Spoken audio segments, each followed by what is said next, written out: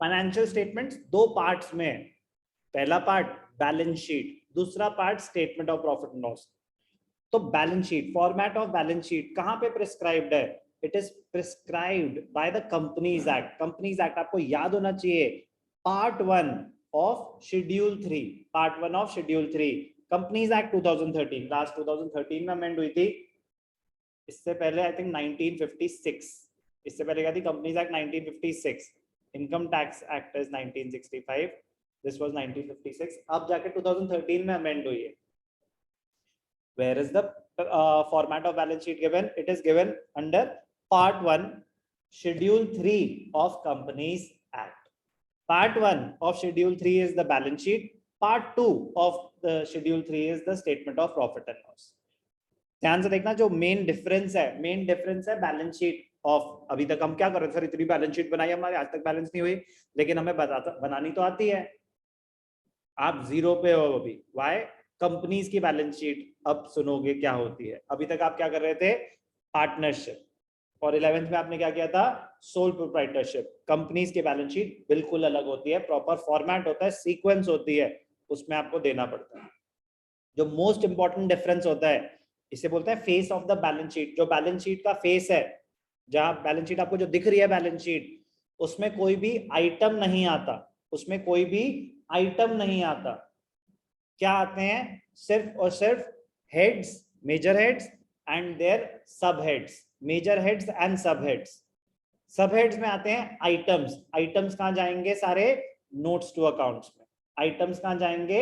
Notes to accounts में। तो अगर आपको मशीनरी शो करनी है तो बैलेंस शीट में आपको मशीनरी नहीं शो हो रहा होगा, बैलेंस शीट में आपको दिख रहा होगा non current assets. Non current assets में फिक्स्ड एसेट्स, फिक्स्ड एसेट्स में टेंजिबल एसेट्स, टेंजिबल एसेट्स के नोट्स में दिख रहा होगा machinery.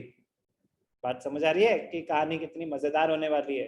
It is very very important, sequencing is very very important, it is all about presentation. तो companies की balance sheet कैसे प्रेजेंट करी जाएगी हम सीखेंगे। सबसे इंपॉर्टेंट बात, फेस ऑफ द, ये से कहते हैं face of the balance sheet. Assets, liabilities होते हैं face of the balance sheet. Face of the balance sheet पे कोई भी आइटम नहीं आएगा, कोई भी अकाउंट नहीं आएगा। क्या आएगा? सिर्फ और सिर्फ हेड्स एंड सब हेड्स। तो पहला काम ही आपका ये होगा, ये अंडरस्टैंड करना कि क्या हेड्स हैं और क्या सब हेड्स हैं। वर्टिकल फॉर्मेट है, दो चीजें ध्यान देंगे। अभी तक हम क्या कर रहे थे? टी शेप बैलेंस शीट होता था ना, left hand side is the liability side, right hand side is the asset side, उसको बोलते थे हॉरिजॉन्टल फॉर्मेट। कंपनीज अलाउ नहीं करती हॉरिजॉन्टल फॉर्मेट, कंपनीज कहती हैं ओनली वर्टिकल फॉर्मेट। सिर्फ वर्टिकल फॉर्मेट एक्सेप्टेड है, हॉरिजॉन्टल नहीं। तो वर्टिकल मतलब पूरा एक साथ ही आएगा। तो पहले आ जाएंगे आपकी सारी लायबिलिटीज, फिर आ जाएंगे सारे एसेट्स, तो एक ही वर्टिकल फॉर्मेट रहेगा। तो कोई साइड नहीं है, लायबिलिटी साइड और द एसेट साइड, क्योंकि एक ही साइड है, वर्टिकल फॉर्मेट है। तो it is just read as under equity and liabilities, under assets. तो दो पार्ट्स हैं, लायबिलिटीज और एसेट्स दो पार्ट्स है, बट वो एक वर्टिकल फॉर्मेट के दो पार्ट्स है, एक ही पूरी शीट बनती है। ऊपर पहले आते हैं लायबिलिटीज। लायबिलिटीज को उन्होंने रीनेम करके क्या नाम दिया? Equity and liabilities. लायबिलिटीज को रीनेम करके क्या नाम दिया? Equity and liabilities. तो first part is equity and liabilities and second part is assets. तो liability side and asset side नहीं है, first equity and liabilities then assets. Equity and liabilities, sir वहां तो होती थी लायबिलिटी साइड, कह रहा है इक्विटी। इक्विटी क्या होता है? ओनर्स फंड्स, ओनर्स ने कितना पैसा डाला हुआ है, ओनर्स फंड्स। लायबिलिटीज क्या होती हैं? Borrowed funds, borrowed funds also known as outsiders funds, borrowed funds or outsiders funds. कोई भी doubt? own funds, borrowed funds, equity and liabilities. This is the इसको मेजर हेड भी नहीं बोलूंगा मैं, ये एक तरह से पार्ट है। Part 1 equity and liabilities, part 2 assets. Equity and liabilities side further subdivided into 4 major heads. Equity and liability side is equity and liabilities part is further subdivided into 4 major heads. पहला major head shareholders funds, दूसरा major head share application money pending allotment, तीसरा major head non current liabilities और चौथा current liabilities. Part 1 equity and liabilities, it is divided into 4 major heads. First major head shareholders funds, shareholders funds. Second major head share application money received pending allotment. Third major head non current liabilities. Fourth major head current liabilities. 4 major heads under equity and liabilities. फिर major heads के बाद आते हैं सब heads. Major heads के बाद क्या आते हैं? सब हेड्स. शेयर होल्डर्स फंड्स में 3 सब हेड्स है. शेयर होल्डर फंड्स में 3 sub heads. Share holders funds में सबसे पहले आता है शेयर कैपिटल. इक्विटी शेयर हैं या प्रेफरेंस शेयर्स हैं, तो वो उसके नोट्स टू अकाउंट्स में आपको पता चलेगा. Face of the balance sheet पे नहीं. Face of the balance sheet पे क्या आएगा? पार्ट 1 इक्विटी एंड लायबिलिटीज, उसके नीचे major head 1 share holders funds, उसके नीचे सब हेड शेयर कैपिटल 50 लाख. अब आपको देखना है कि आपके इक्विटी शेयर्स हैं, प्रेफरेंस शेयर्स हैं, तो आपको शेयर कैपिटल का नोट टू अकाउंट देखना पड़ेगा, उसमें डिटेल्स आ रही होंगी. पार्ट 2 रिजर्व्स एंड सरप्लस, क्या ये? Sub head. Major head share holders funds, sub head A share capital, sub head B reserves and surplus. Reserves and surplus में क्या क्या रिजर्व्स हैं? अभी बहुत सारे नए नए नाम सुनेंगे कि सिक्योरिटीज प्रीमियम रिजर्व क्या होता है, कैपिटल रिजर्व क्या होता है, डिबेंचर रिडेम्पशन रिजर्व क्या होता है. बहुत सारे नए नाम सुनने वाले हैं. बिना समझे याद मत करना, बिना समझे याद मत करना. Try to understand the meaning. आपको डेफिनेशन लिखने को नहीं आएंगी, बट यार आप बड़े हो गए हो, मतलब ये थोड़ी ना कि एग्जाम में नहीं आएंगे तो मुझे मीनिंग ही नहीं पता होना चाहिए. आप बैलेंस शीट कंपनी के बना रहे हो, आप ये दिखा रहे हो कि मैं पूछ रहा हूँ अच्छा बताओ बेटा सिक्योरिटीज प्रीमियम रिजर्व कहाँ आता है, आप बोल रहे sir major head share holders funds, sub head reserves and surplus. Perfect answer, full marks. क्या होता है? हाँ वो नहीं पता तो कितने बेवकूफ साउंड करोगे.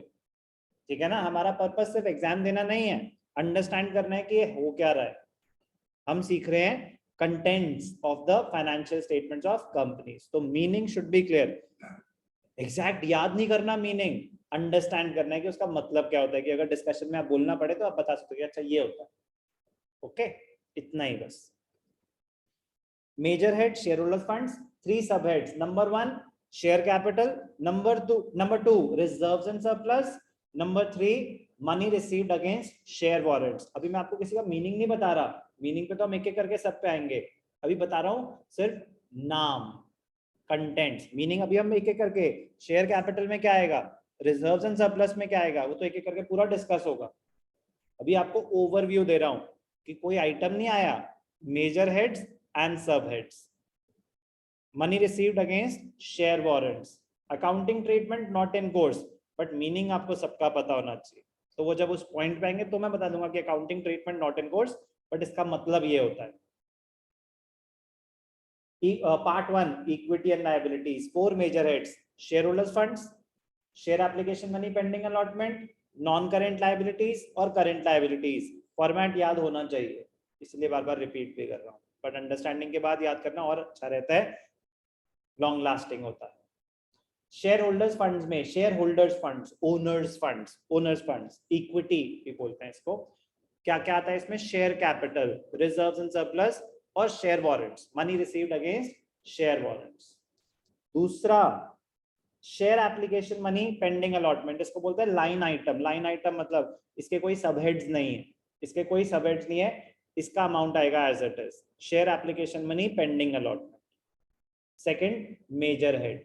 Third major head non current liabilities. Non current liabilities इसके होते हैं 4 सब हेड्स, इसके होते हैं 4 सब हेड्स. नॉन करेंट लायबिलिटीज, एक होती है करेंट लायबिलिटीज जो 1 साल के अंदर अंदर पे ऑफ करनी है, एक होती है नॉन करेंट लायबिलिटीज जिनको पे करने के लिए 1 साल से ज्यादा का टाइम आपके पास है. उसको बोला जाता है ऑपरेटिंग साइकिल. जो टर्म होता है operating cycle, if it is to be paid within the operating cycle it is a current liability. If it can be paid After the operating cycle, it is a non-current liability. So operating cycle, if not given, it is assumed to be a period of 12 months. Without non-current liabilities is the major head. Non-current liabilities is the major head. उसके अंदर क्या क्या आता है? Non-current liabilities के अंदर क्या क्या आता है? सबसे पहले लॉन्ग टर्म बोरोइंग, सबसे पहले लॉन्ग टर्म बोरोइंग्स, फिर deferred tax liability, accounting treatment not in course, other long term liabilities, फिर आते हैं लॉन्ग टर्म प्रोविजंस। बट अगर मैं आपसे पूछूं कि बताओ बेटा नॉन करेंट लायबिलिटीज में क्या आता है, आपको चारों नाम देने पड़ेंगे और सीक्वेंस में। सबसे पहले लॉन्ग टर्म बोरोइंग्स, फिर डेफर्ड टैक्स लायबिलिटीज, फिर अदर लॉन्ग टर्म लायबिलिटीज, और फिर लास्ट में long term provisions. Last subhead, fourth subhead liabilities, equity and liabilities का करंट लायबिलिटीज। करंट लायबिलिटीज में क्या आता है? Short term borrowings. अब याद करने का तरीका देखो, वहां पे सबसे पहले क्या था? लॉन्ग टर्म बोरोइंग्स, यहाँ पे क्या है? Short term borrowings. फिर नेक्स्ट ट्रेड पेएबल्स, फिर नेक्स्ट अदर करंट लायबिलिटीज, वहां पे क्या था? अदर लॉन्ग टर्म लायबिलिटीज, यहाँ पे क्या है? Other current liabilities. लास्ट क्या था? लॉन्ग टर्म प्रोविजन, यहाँ पे क्या है? Short term provision. तो बी वाला पार्ट अलग था, बट बाकी याद करने में इजी रहेगा।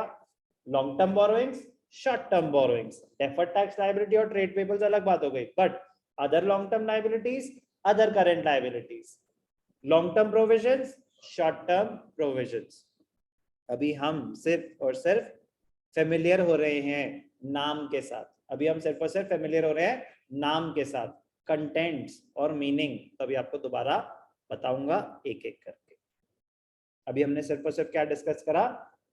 Part 1 equity and liabilities, major heads and sub heads. Major heads 4, share holders funds, share application money pending allotment, non current liabilities और करंट लायबिलिटीज, ये सब क्या है? Major headings. Sub headings shareholder funds में 3, तो इससे क्या होता है पता है ना? 3 है तो याद करना इजी होता है। अच्छा पहले हो गई शेयर कैपिटल, फिर रिजर्व्स एंड सरप्लस, फिर शेयर वारंट्स, तो money received against share warrants. अब पता है कि 3 है तो चुपचाप आगे बढ़ जाओगे, वरना सोचते रहोगे अच्छा और तो कोई नहीं थी, और तो कोई नहीं थी। तो प्लीज याद करनी है तो याद करने के तरीके हो तो इजी रहता है। Share application money pending allotment, it is a line item, कोई सबहेड नहीं होता, तो बस इसके बाद आ जाता है शेयर होल्डर्स फंड्स के बाद। थर्ड, नहीं, इसका कोई आइटम नहीं है, इसका कोई सबहेड नहीं है, ये तो आता ही आता है।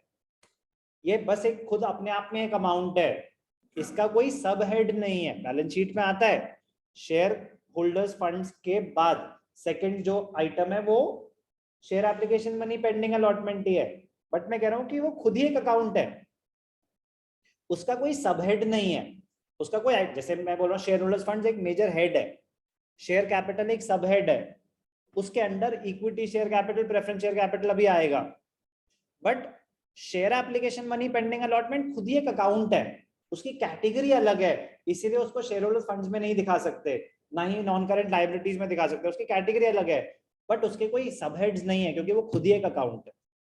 ये बोल रहा हूं मैं कि इसके कोई हेड्स और सबहेड्स नहीं है, ये खुद ही एक अकाउंट है। It is a line item, ये बोला जाता है कि हाँ शेयर होल्डर्स फंड्स के बाद ये दिखाया जाएगा, इसमें डायरेक्टली आ जाएगा अच्छा इसमें कितना अमाउंट है, इसके कोई सबहेड्स या इसका कोई अकाउंट नहीं है, ये खुद ही एक अकाउंट है। Third, non current liabilities. Non current liabilities 4, क्या क्या? Long term borrowings, deferred tax liabilities, other long term में, नॉन करंट में तो अदर लॉन्ग टर्म लायबिलिटीज, और last long term provisions. Current liabilities में short term borrowings against long term, short term borrowings, deferred tax liability अलग, trade payables अलग, but third other long term liabilities, other current liabilities, long term provisions, short term provisions. तो ये क्या है? Part one of the balance sheet which is equity and liabilities. तो पहले हम focus करेंगे किस पे? लायबिलिटीज पे। पहले सारी लायबिलिटी स्टडी करेंगे, फिर आएंगे हम एसेट्स पे।